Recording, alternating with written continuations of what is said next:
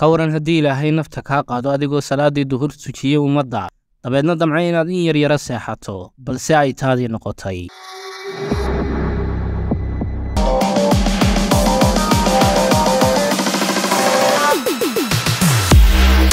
بسم الله الرحمن الرحيم. السلام عليكم ورحمة الله وبركاته. سو دhowaada saaxiibayaal mar kale. ka waran haddii ilaahay nafta kaa qaado adigoo salaadii duhur tujiyey ummadda dabeedna damcay inaad in yar yara seexato balse ay taadii noqotay. khaatumadan wanaagsan waxaa dunida ku macasalaamiyey Sheekh Cabdulaahi Axmed Kaamil 26 Abriil 2023 oo ku beegneyd maalintii Arbacada ayaa sheekhani ku geeriyooday dalka Mareykanka.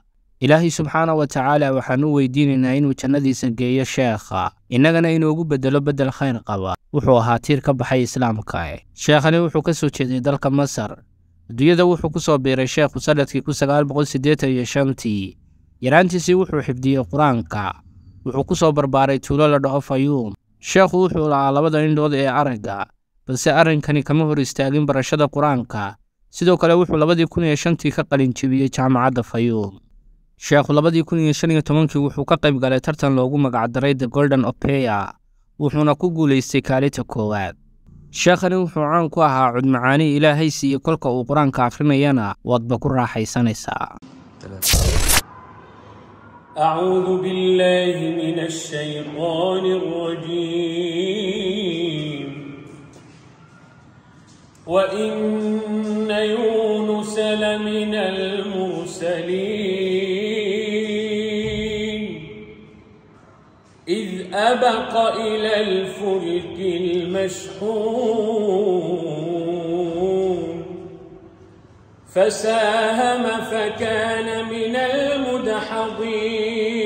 المدحضين فالتقمه الحوت وهو مليم فلولا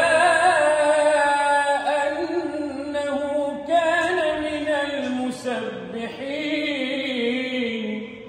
haddaba sheekha ayaa wadamo kala duwan tegey isagoo tujiyey masaajidda badan. meeluhu tegey waxaa ka mid ahaa Sacuudiga, Kuwait iyo sidoo kale Ameerika. haddaba sheekha ayaa salaadii duhur markii uu ummadda tujiyey damcay inuu yara seexdo balse salaadii casar ayaa la gaadhay iyadoo la isleeyahay sheekha hurdaa la tagtay. sidoo kale waxaa la gaadhay tii makhrib. markaas ayaa loogu tegey halkii uu hurday mise naftiiba waa ka baxday. ilaahay subxaanahu wa tacaala qofkii la kulankiisa jeclaada ilaahayna la kulankiisa ayuu soo dedejiyaa. sheekhu wuxuu ahaa daaci dadka ugu yeedha ilaahay. asbaabta ayuu dadka uga yeedhi jiray oo acmaasha ugu yeedhi jiray. dadka makhluuqa ayuu uga yeedhi jiray oo khaaliqa ugu yeedhi jiray. ilaahayna wuxuu siiyey khaatumo wanaagsan. allaha weyn waxaan wada weydiisanaynaa aniga iyo adiguba khaatumo wanaagsan. walaalkeenna ilaahay subxaanahu wa tacaala ha geeyo jannatulfirdowsa innagana sidoo kale allah inaga yeelo. waad ku mahadsan tahay daawashada muuqaalka. intaan muuqaal kale ku kulmayno sidaa iyo nabadgelyo. mahadsanid.